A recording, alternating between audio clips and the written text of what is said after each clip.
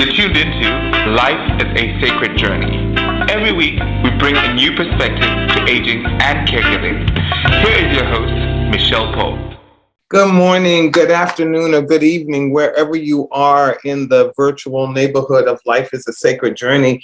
I am your host, Micheal Pope. I am cold and freezing, and it's Christmas Eve. Wow, Christmas Eve 2021. We've come so far with the pandemic and everything that's going on in the world today.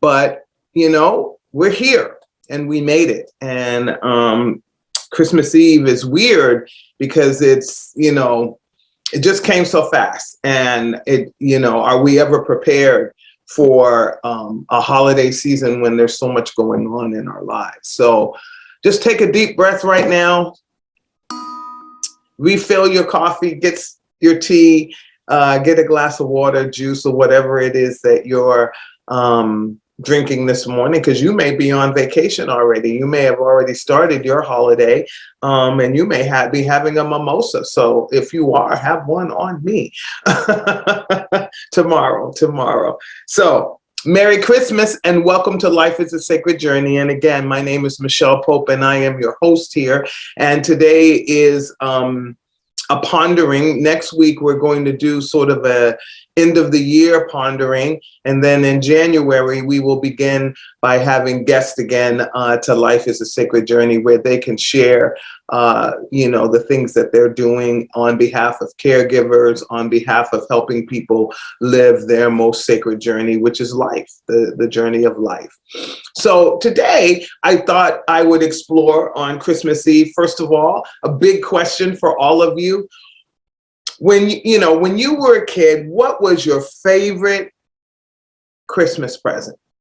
Okay, so I want you to think about it, because I had a lot of great Christmas presents. I loved them all, right? As a kid, you opened it, blah, blah, blah. You just happy that you opened it. But there's also other Christmases that were in my life really important or really had an impact on me because of a gift that I got that maybe I didn't even expect. So write in the chat, all of you that are on Facebook Live, or if you're seeing us on Instagram or YouTube, write in the chat what your favorite Christmas present has been, whether it was a surprise or something that you really wished for, and Santa Claus got it for you. For me, it was a bicycle. I wanted a bicycle so bad because for me, having a bicycle meant when I went outside, I would have a little bit more freedom to move further away from the eyesight of a parent. And that adventurous side of me wanted a bicycle because then I could also shoot back real quick when I heard them calling me to come back home. So I didn't see a bicycle Christmas Eve and didn't see it anywhere in the house or the apartment. Where did we live when I got that? We lived in an apartment. And I didn't, of course, where can you hide it? You can't hide very much in an apartment. And even if you wrap a bicycle, people know it's a bicycle unless you put it in a big box. And I was really upset by the time I had gone to bed that this bicycle, that I had prayed for and wanted so badly had not materialized. And then when I woke up the next morning, it still wasn't there. So I thought, okay, you didn't get the bicycle, blah, blah. And I was really disappointed. I got all kinds of things. That's the year that I got, I don't know if some of you might know this show. It was called Honey West. She was a private eye detective woman before all these detectives. Her name was Honey West. And I got a Honey West doll. I hated her. I did not want her. And needless to say, I was like, okay, who got me this? I got a, they called them Lanz, L-A-N-Z, flannel nightgown. Yippee-doo. I got socks. I'll never forget this year. And I got, of course, we always got books. And that's a tradition that I have embraced with my family. Everybody always gets a book of some sort. And no bicycle. So I'm sitting there really upset and pouting and being angry and spoiling everybody else's morning when everybody is all happy and just being grateful. And I was being the most ungrateful child that was on the planet, maybe at that moment. And nobody said anything. So, you know, they just let me do my thing. And we went to sit down for breakfast, a light breakfast, because we went to church Christmas Day. So a light breakfast.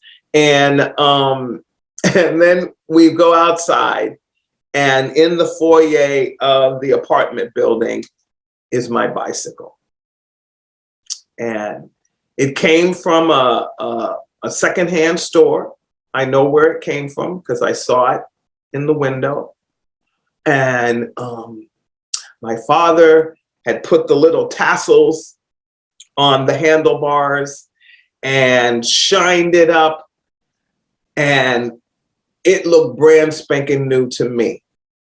And I couldn't even ride the stupid bicycle. I actually got on the bicycle, and there was a little bit of snow because it had been snowing prior to, and so there was still some snow on the ground, and I started riding that bicycle. I didn't realize, because up to that point, every bicycle that I had, the brakes were in the pedal.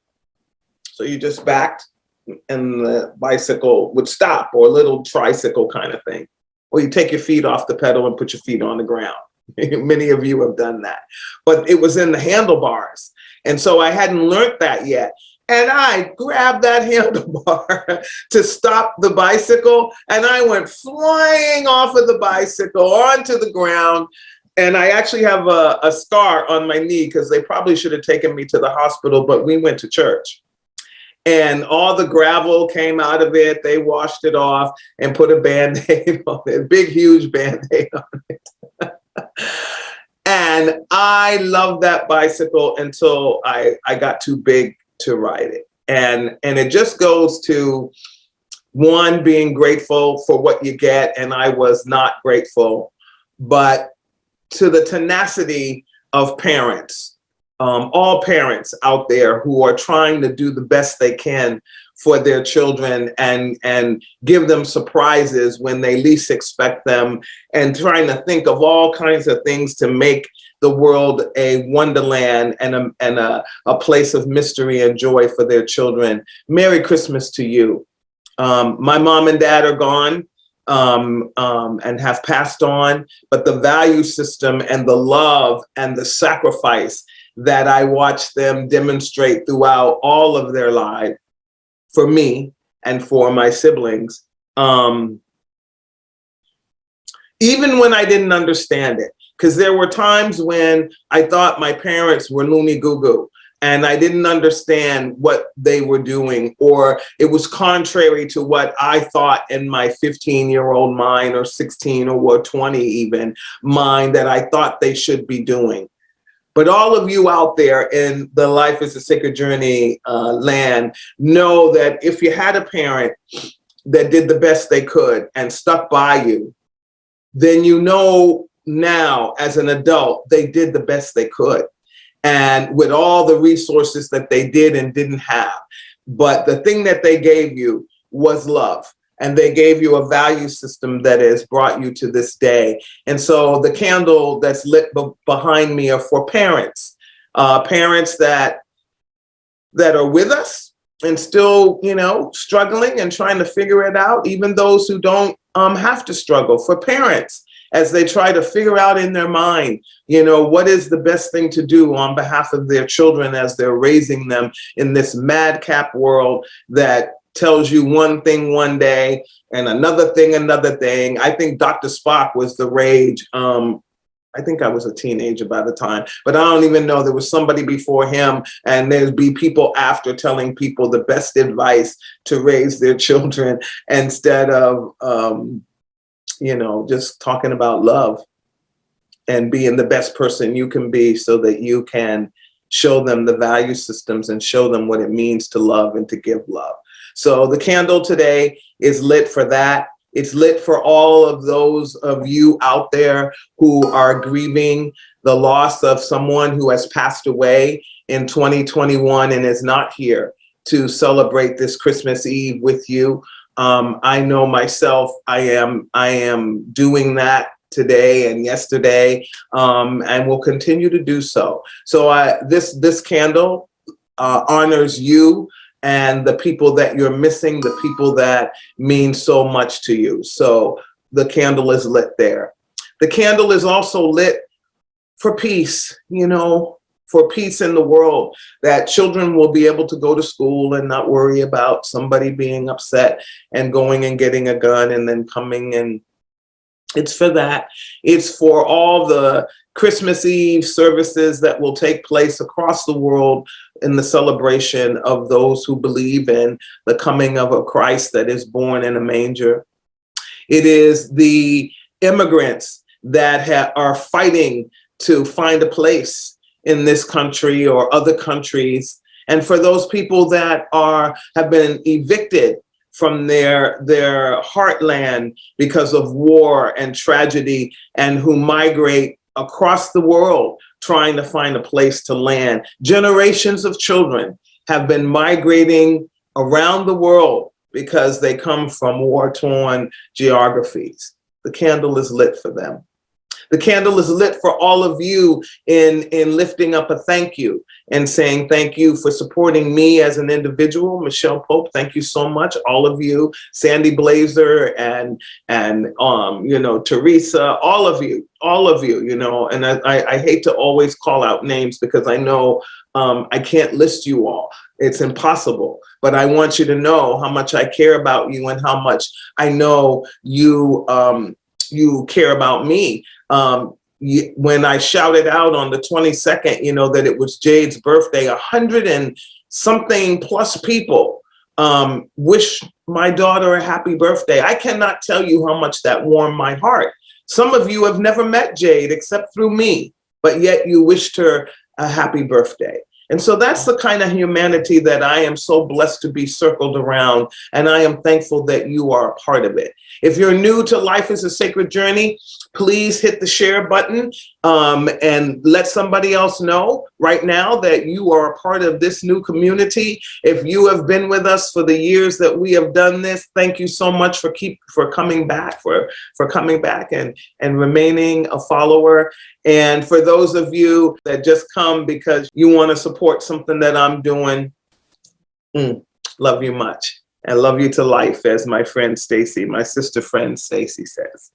So before we leave you for this wonderful morning, because I still have a little bit to do here in the office, and then I got to hit a store somewhere before it closes, because there's 4 ingredients that I still don't have to cook. Yes, Christmas Eve will be Christmas Day dinner will be at my house. And then there's 1 gift that I have to buy. So I won't take a lot of your morning. So thank you for letting me share your New Year's Eve morning with you. But I want to talk about your why and your purpose. And I want to talk about it from the perspective of, we're always searching for our why. I remember being a young child just trying to figure out why am I even here? Why do I matter? Why was I created? And it usually happened after I got a spanking for doing something I shouldn't have done. And I was in my room, oh, woe is me. Why am I here? They hate me. But meanwhile, I was the one that had broken the rule. And then again, as a teenager, when my face was breaking out, I had eczema so bad, and had it on my arms, on my neck, and I was teased. And I remember one person told me that I should have been born a man, because I would have looked better as a man, because the eczema was so bad around my mouth from licking it. in the cold that it left the color. It was discolored. My face I had all kinds of, that's why when I look at myself sometimes in the mirror now, and I think to myself back then, that I had this skin that made me like a monster to the people around me. And the first thing that people say to me now is, wow, your skin is so, and it's a bittersweet acknowledgement of that when people say that to me, because the pain, it's interesting, how we inflict pain upon each other. And even when we get better, meaning, counseling, all of that, there's still a little twinge of that bullying that took place. And I still carry it with me with wisdom to help other people when they're being bullied, not so much from a painful perspective. I understand that people who inflict pain are feeling pain themselves, but at the time. And so, there's young people out there, they probably don't follow Life is a Sacred Journey, but you do.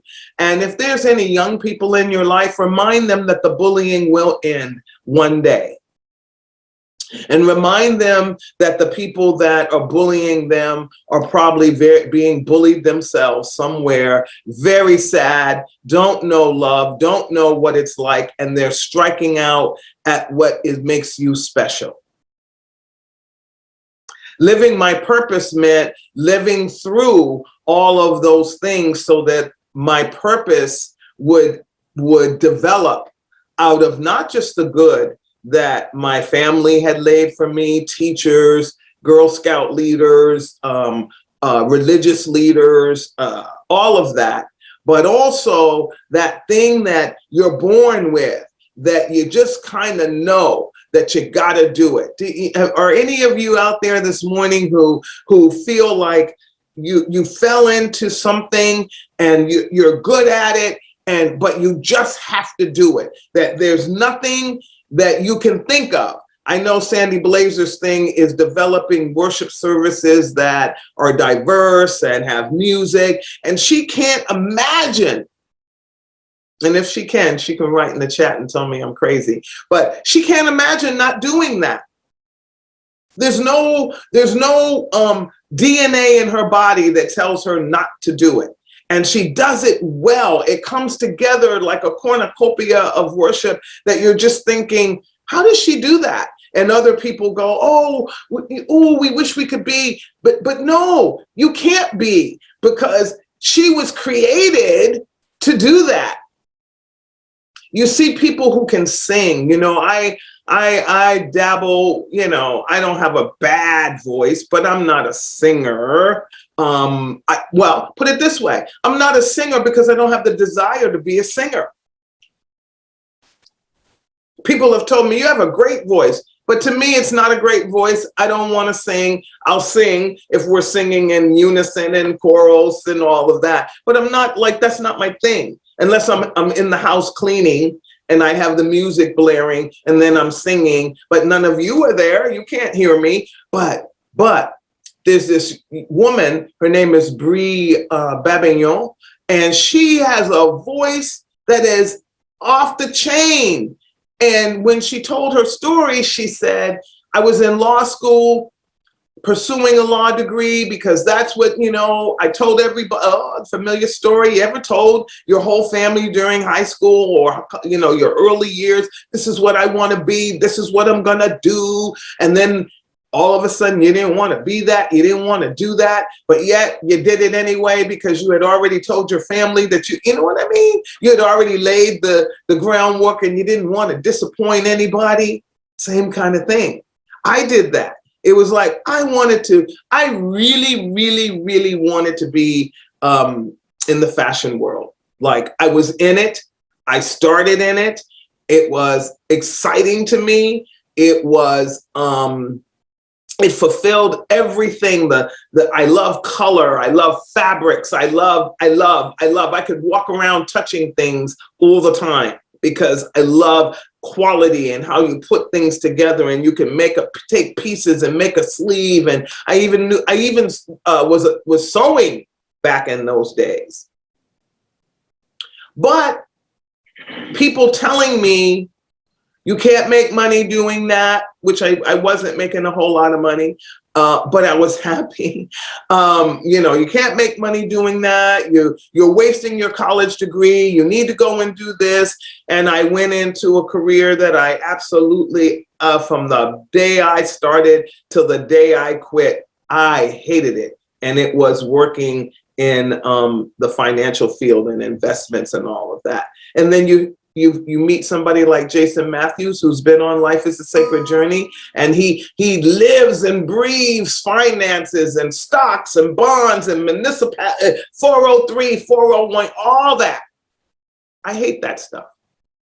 But I was successful because I was told I needed to do something that would bring me money, prestige, and la, la, la, And it wasn't until I landed back, in this place at ASAP that I began to live out my purpose again, because I was doing something for others. The purpose had changed, which that's something that people need to realize. Our life purpose may be caught up in something else. So I realized my life purpose is to serve. So when I was a buyer and I was a dresser for people, I was still helping people. I was helping people pick out their best suit so that they could get that interview, land that interview, or look their best in a meeting as a CEO or executive director, right? And make them feel good about themselves with my dialogue as that was happening. This is no different than what I do here at ASAP, is really just trying to figure out what's the best way that we can serve people living with dementia, Alzheimer's, and mental health challenges. So those are the things, living out your purpose. But we're always seeking the purpose of our lives. The garbage man so I apologize for the noise outside.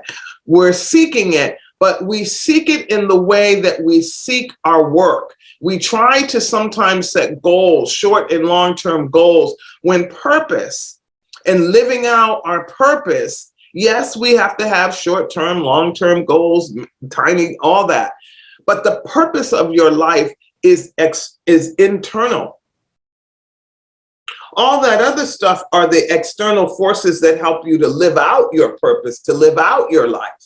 So looking deep inside and figuring out what are the things that bring me joy. What when I have my skill set, if you do a skill set checklist, I have the gift of gab. People have told me that since I was little. I know how to walk into a room and talk to people and connect. I am not, though, as people think, an extrovert. It's out of the desire not to be noticed is that I'm able to move around the room. So I don't want to walk in and have a Cinderella moment where everybody looks up and sees me. So I rather go and meet everybody. And you know what I'm saying? So I'm very much like that. I don't like attention, believe it or not. People say, well, okay, Michelle, that's kind of crazy because you do this podcast, but the only person in the room right now is Leon. So even though I'm visualizing all of you, and I'm so blessed that most of you that show up every single week, I know. So I'm visualizing my friends. I'm not visualizing the 3,000 plus people and the haters that are in that 3,000 plus. I'm not visualizing them at all. I'm having a conversation with Jane and Stuart and Sandy and Teresa and Betty and Stacy. I'm not talking to the masses in that true sense, even though I am talking to the masses, but that would cut down my creativity and make it harder for me to do so. And now that I've gotten comfortable with this platform, it's easier for me to do. In the beginning, it wasn't so easy to do. I really had a hard time with the platform, but I'm living out my purpose and I'm still seeking my purpose for the next phase of life. So I found for the last 24 years here at ASAP, I've had the honor of living out a mighty purpose. And as I wean out of this space then I'm looking for what will be the next set of purpose-driven stuff that I will become involved and engaged in. So, and if you're not growing, I think it's Tony Robbins that says that if you're not growing, you're dying. And so always finding something that helps us to grow and to move into a new space, finding things that make you happy around you, people that make you happy, creating a village that really that truthful with you. I have friends in my village who told me, Felicia's one of them, NK, G, Buju, they were in my village and they kept saying, why are you doing a radio thing? You need to do a podcast. You need to do video. Oh, no, no, no, no, no. The introvert in me said, no, we're not doing that. So here we are. Here I am. I'm doing a podcast that's a video that goes out to, I don't even know how many people, thousands of people. And so, you know, the reality is, when you begin to live out your purpose, it's going to take you down roads that you could never have expected. And my purpose is to share my life wisdom with all of you, as well as to get other people who have life experiences as caregivers or in the field of caregiving or life change, self-help, get them to come, you know, invite them to come to Life is a Sacred Journey, and then help us all to take all that information like a recipe and create our own sacred journey cycle and our own recipe. You know how many different macaroni and cheese recipes there are? Anybody? You can write it in the chat if you know. I think there's thousands and thousands of ways to eat it and to combine it. They now have a macaroni and cheese sandwich at Panera's. I saw it the other day when I ordered some food from there. I mean, so just think about that. The concept of macaroni and cheese, elbow macaroni boiled with some cheese on it, okay? How many variations of macaroni and cheese can you find, beginning with the one that comes in the box with the cheese that I don't even know if that's cheese, but it's macaroni and cheese. So at the end of the day, if we thought of ourselves as a recipe, we wouldn't be so maybe focused on making sure that the recipe was the same every single time. Like my mom made macaroni and cheese.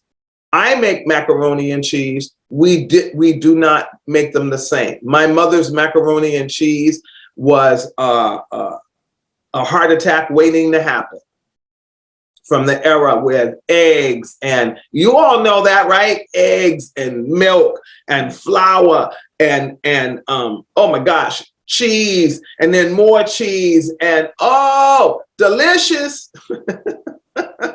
and I make one from Cooking Light that doesn't even have egg in it. And you only use white cheese and a very tiny little bit of flour and low-fat milk, and it tastes just as good, right? But different time. The healthcare nutrition needs change. So it's the same as we are in seeking our purpose. Different time, different skill set to use as we live out our purpose in a particular season of life. Sometimes that means that we're a caregiver and we have to be emotionally strong to help the person that we're caring for, as well as to continue to care for ourselves and to live our best life. Very difficult, very hard. Sometimes it's parenting, where you're trying to figure out, how do I parent this person in the best way that I can? And keep a job or more than one job, or you may be a single parent, whatever it may be, challenges.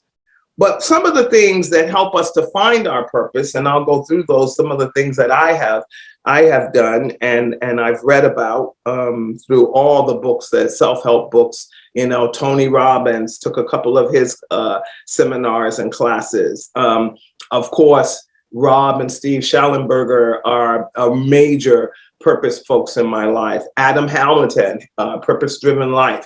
All these books that I have read. Megan Logan, who her book on self-esteem for women, a great book.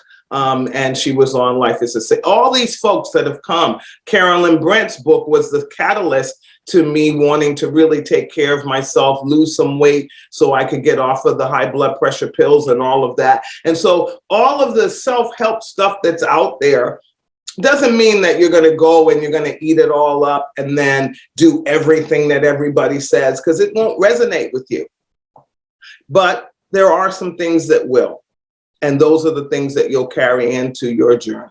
But let me just kind of go over a few things that I have found have helped me to find my purpose and to live out my best self.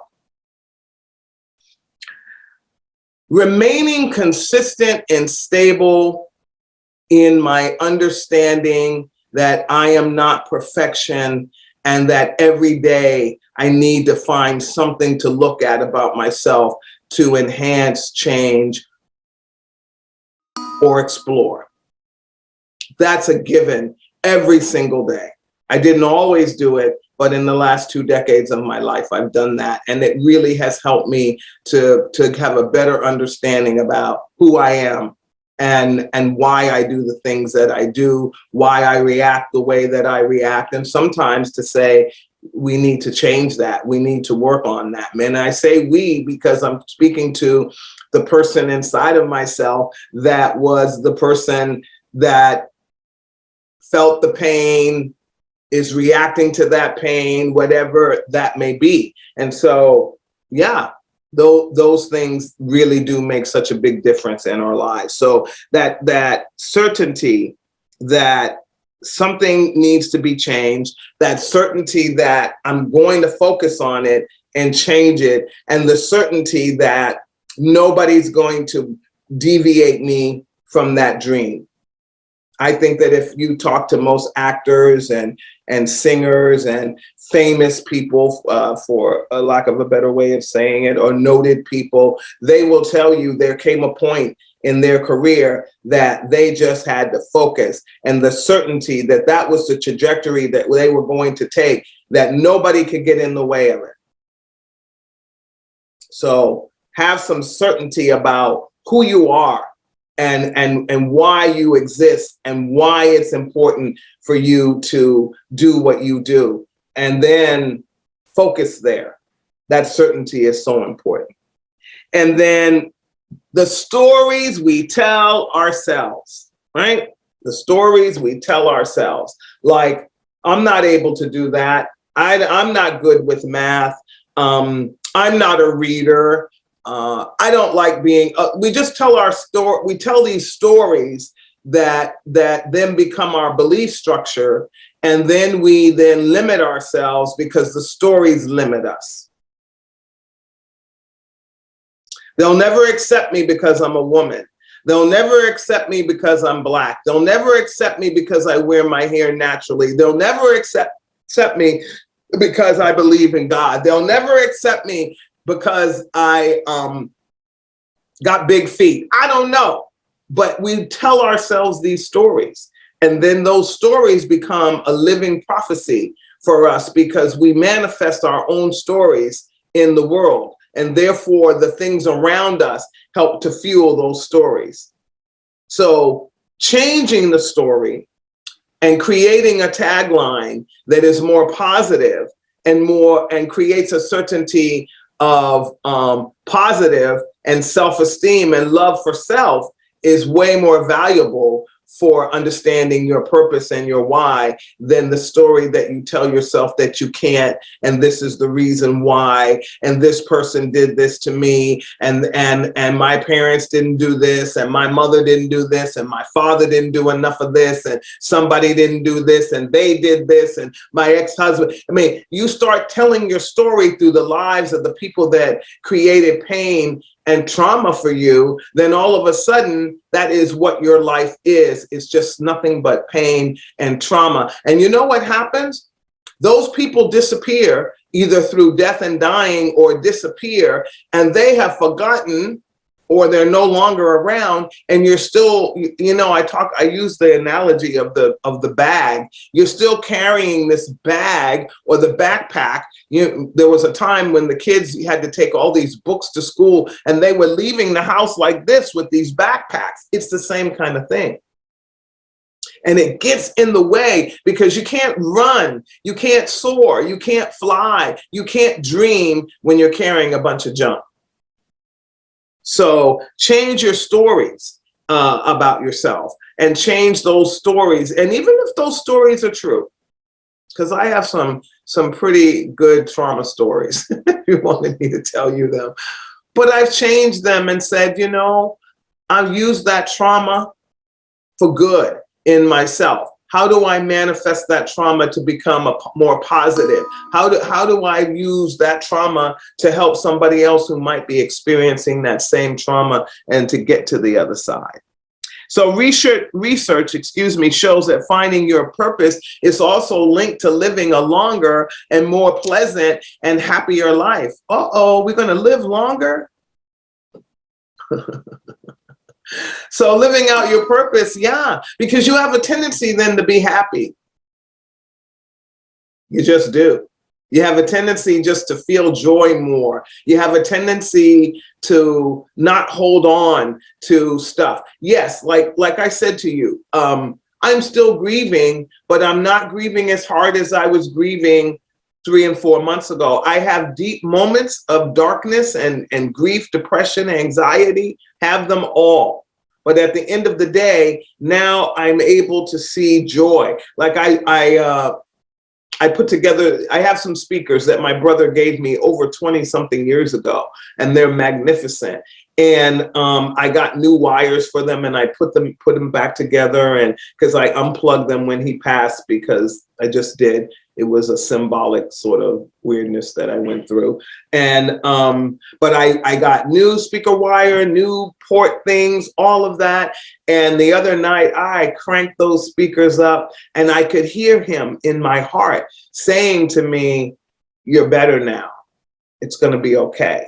Now, for some people, that's too roo-roo and rah-rah, because we love to live in a world of just, this is the hard facts. This is the black and white. This is the core. And so anything that has mystery and adventure and some stuff that you cannot see frightens you. I'm one of those people that does not. I am not frightened by any of that, because I know there's more to what we can see with the naked eye. But I also know there's a place inside of all of us when we really live out our purpose. The benefit of it is that we live longer, we laugh more, we have more people around us that care about us and love us and want to be with us, and not people that we feel like we have to beg to be in our presence. So achieving the results of living out our best life means also focusing inward. Look inward and search inward. And what are the things right now in your life? And if you want to write them in the comment area and share them with somebody else, what's that trip you want to go on? I know COVID is weird and getting in the way, but dream bigger than COVID. What's that trip you want to go on? What's that hobby that you always wanted to do? What's a class you always wanted to take? What's a career that maybe that, because I'm thinking about going back into the fashion world when I leave ASAP. Yeah, people say, oh, you're too old. No, I'm not. I can do whatever I want to do. I'm not going to let anybody get in my way. So all of these kinds of things, search inward, figure out what it is. What do you need? What makes you happy? What makes you smile? What tickles your heart?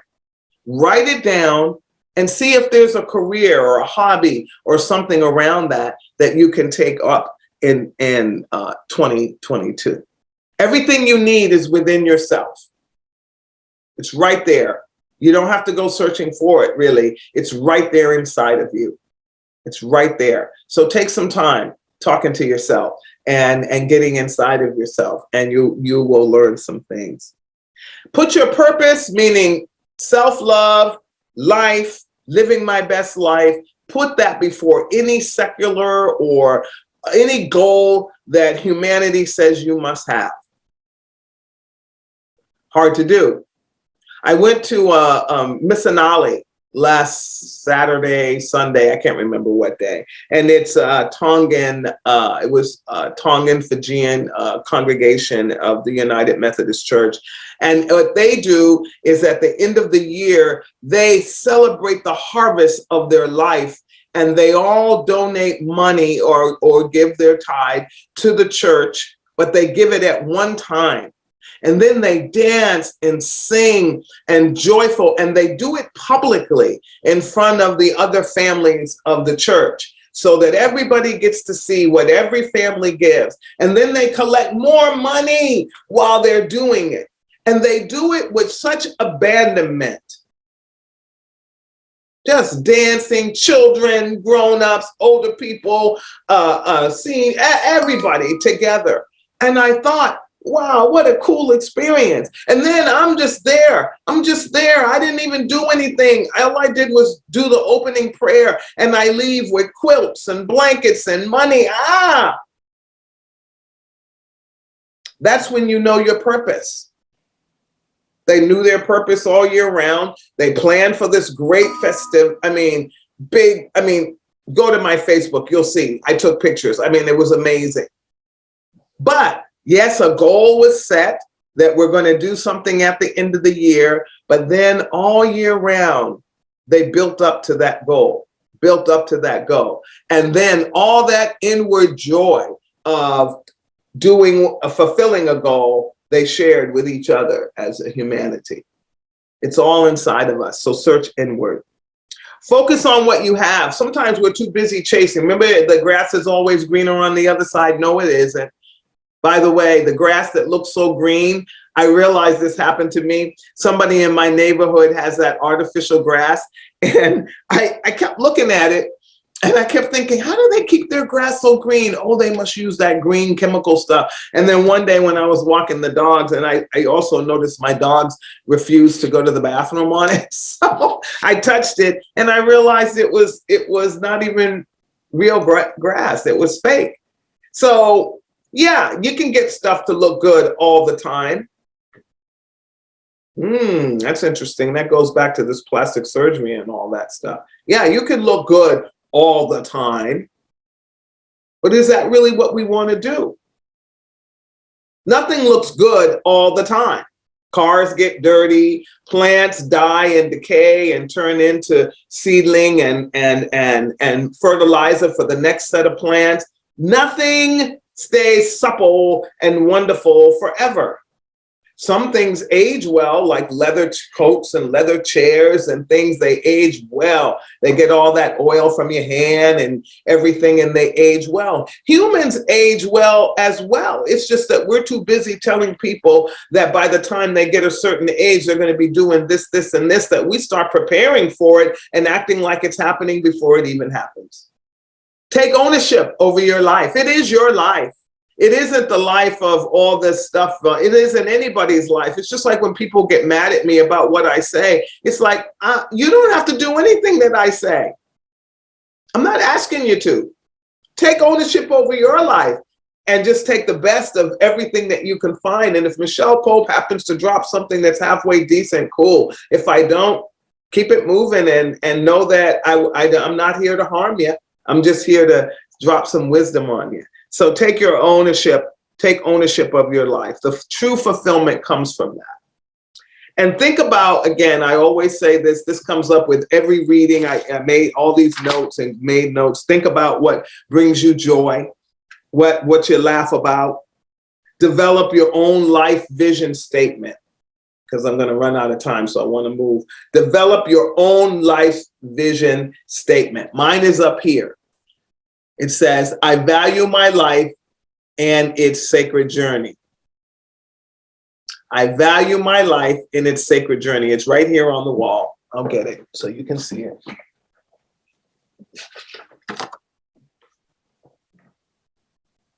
And I look at it every day, every time I look up, okay? I value my life and its sacred journey. I share it with you. And then I also have this right here.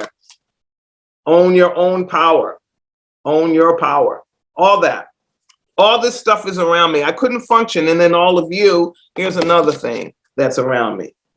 No act of kindness, no matter how small, is ever wasted. And the other side says you have within you right now everything you need to deal with whatever the world can throw at you.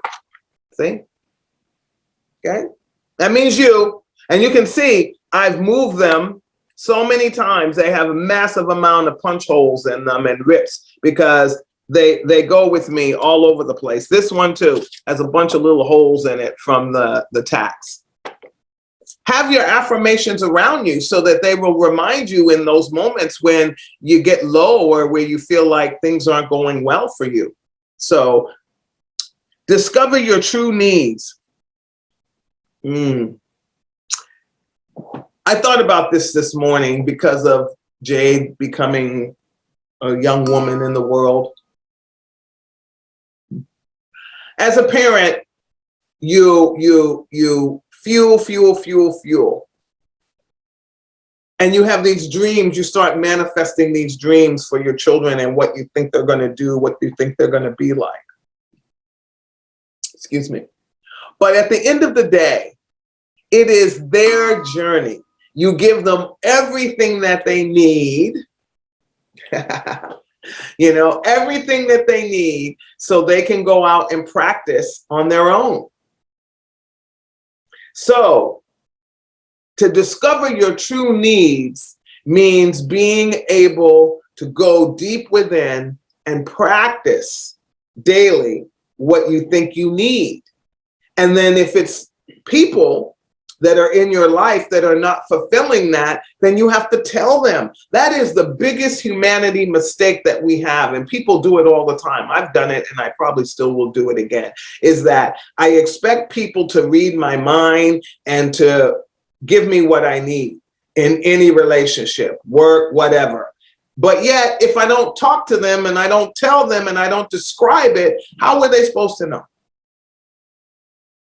And if you haven't identified what you need, then you're going out with expectations where you're confused. You don't even know what you need. I was telling a young woman, she was telling me she's feeling like she wants a boyfriend and how hard it is to find a boyfriend as a working young woman. And I said to her, well, what kind of boyfriend do you want? And she said, what do you mean? A boyfriend, a man? I said, no. I know that. I know what you mean. But I mean, what does he have to be like? Who does he have to be? What are the values? And so my advice to her was to go down and write down what kind of boyfriend she wants. And then wait on it. And stop being so thirsty. That's the slang, meaning going out there searching. Just go out and do you, know what you want. And when it comes, then you'll know that it's there because you know what you want. And then you can tell the people that aren't giving you what you want, what you need. And maybe when they know what you need, they'll give you what you need. It's not simple. It's not simple. This life is not simple. This is a crazy thing, but it's totally awesome. So discover your true needs. Write your own story. Write it as if it with abandonment. And I don't necessarily mean write a book. If you want to write a book, but write your own story. Don't make it anybody else's story. Don't live through somebody else's story. Learn from their story. Take the values from it and the motivations, but live your own story. Write it as only you can. Write your own story. Take time for yourself. Micheal Pope's biggest challenge in life, but I'm working on it. I'm really working on it. Embrace acceptance. I love that. Part of finding is accepting your own limitations and the limitations of others. It goes back to what we just talked about. Finding your community. Sun's coming up, you guys. Finding your community, which is all of you. I found my community. I don't have to be anywhere else. And the biggest living out your life purpose thing that I have found, and I've read in every single book that I've read, is you have to be flexible with life, because life does what life does. And if you think you're in control of it, any aspect of it, really, be flexible, because it's going to switch on you. You know, just when I think I'm on a high and think there's nothing going wrong and all my finances are in order, then my the what do you call it? The shocks and the struts and everything go bad on my car, back and front, and it's $2,400. Right before Christmas. Unexpected, but a noise that had to be fixed. That's life. You think I wanted to give $2,400 to a mechanic right before Christmas? Oh no. But at the end of the day, I gave him $2,400 so that I can drive my car and I don't have to buy a car. But a car wouldn't, the kind of car wouldn't cost, you know, it costs way more than that. So be flexible with life and let life do. Learn from life, but don't be a passive passenger. Be the pilot of the conductor of the life. Write your story, make your own personal vision statement, and keep it moving to that wonderful place where you are living out your purpose. You will be surprised. One day you'll look around and you'll say, oh my gosh, I'm so happy.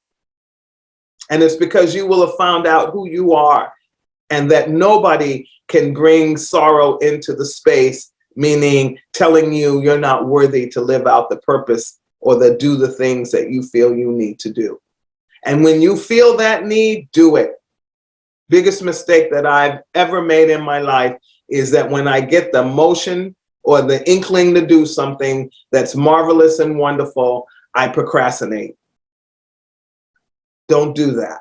I have stopped doing that, because life is really, really a wonderful journey, but it goes by very fast, and you want to be able to do the things that you dream of doing. Traveling, jumping out of an airplane, scuba diving in water when you're afraid of water, or deep water like that. I did those things. Those things are important. And I overcame some fears that I never thought that I would be able to overcome. Going up in a hot air balloon when you're afraid of heights is stressful, to say the least. But then once you get up there and you open your eyes and you look out over the Napa Valley and see the different greens and the different hues, and then you look up and you see this magnificent sky, and then you see the magnificent science of a hot air balloon. Yes, I know there's been catastrophes, but we're not talking about that moment.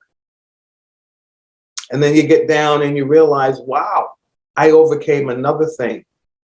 So overcome your fears. Let go of those bags that make it impossible for you to do anything adventurous and new. Take care of your heart. Take care of your spirit. Nurture it with love. Nurture it with a community that cares about you. So, Merry Christmas, Life is a Sacred Journey family. It is my honor and privilege, I say that every single week, but it really, really is, to come into wherever you bring me in your life. I pray that you will find your life purpose if you're not already living it out.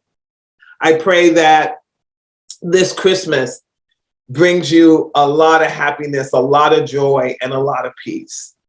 And I pray that in 2022, we will do better as a humanity, and so that we will tread softly in each other's lives. So have a wonderful Christmas day. I will see you next week on New Year's Eve, and we will be pondering all the good things that happened in 2021, because there were some good things that happened, even though this pandemic still looms over our head. Please wear your mask. I just found, what were they called? Oh, I bought them on Amazon. So they not this one. This is just a black surgical mask, but they have the KN95 disposable black ones. I just find the black ones are good, especially if you're going to church or something like that, or going to an event, or, you know, and you don't want to have something match. I also have a glittery one for the holiday season. But get the KN95. You can get them on Amazon. They come in a pack of 10, and I think they were like $20. They say that it's better with this new, pardon me, this new variant. And if you're going to wear a cloth mask, then put the surgical mask, and you know, on first, and then put the cloth mask on top. We've got to take. I love that this sun is doing this now. We've got to take a little bit more precaution with the Omicron strain that's out there. Okay, so take care of yourself. Merry Christmas, Merry Christmas. And as Santa, what is that? It was the night before Christmas, and all through the house, not a creature was stirring, not even a mouse. And what was it? Mama and I were snug in our beds, and the children saw sugar plums dancing in their heads. And then all this, and then up from there, they heard such a clatter, and it was Santa Claus with his reindeer leaving the house, and the presents had been put under the tree. So Merry Christmas. Life is a Sacred Journey community, family, and friends. And we'll see you next week before we bring in the new year. Peace and blessings.